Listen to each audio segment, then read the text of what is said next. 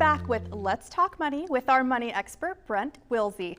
Brent, you're saying we shouldn't roll over negative equity in our cars. Can you break this down for us? Sure, definitely. And unfortunately, that's happening a lot. And what I try to do is I try to give people financial tips as well, so they have money left over so they can invest their money. Well, in the first quarter of 2026, it was 30%, almost a third of borrowers had negative equity in their cars. And that's just terrible. It's a terrible thing to do, terrible financial thing to do.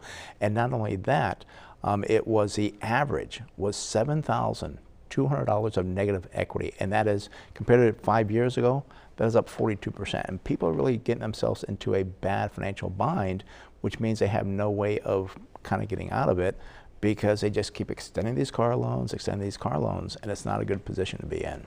Can I just ask first, what does negative equity mean? Great question. That means you've heard the term upside down.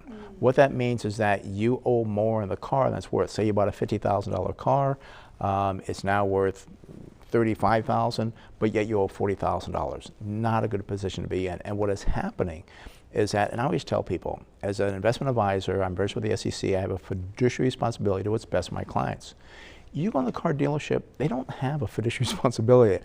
Their responsibility is to do what's best for themselves, make the highest commission they can for them and the dealership, not for you. So when you go into that dealership, you have to be ready to understand that you have to do what's best for yourselves.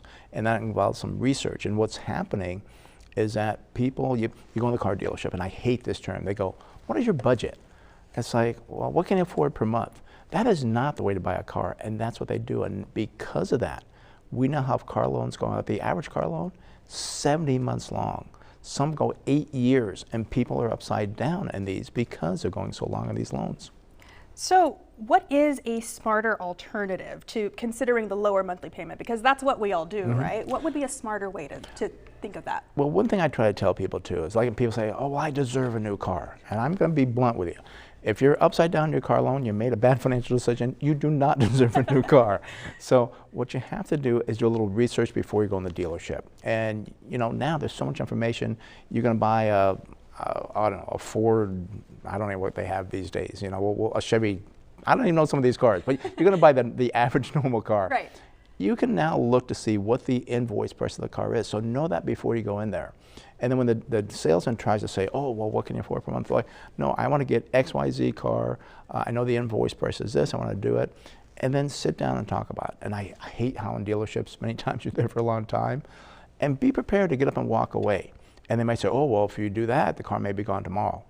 Understand that cars on the new dealer lot, sometimes 30 to 60 days. So don't be worried about that. And I do have to warn people, if you're trying to get the most recent, hottest car that everybody wants, you're not going to get a deal. But it's only the normal cars you get the deals on. Why are these longer car loans becoming more common these days? It's because of the fact that they are more expensive, and people, they have this negative equity. So to keep the car payment low, they take that $7,000, they roll it into the new loan, which means they're going to be in worse shape down the road. And people don't understand with loans is they amortize. And what that means is that you're paying more interest up front. So if you have a car loan for 8 years, you may still be upside down in year 4 or 5 because you paid so much interest, very little principal. So you have to know these little tips before you go buy that car loan. And if you can't afford, and don't try to, and the dealer's going to try to get you to buy the highest car you can. Understand what you can be afford.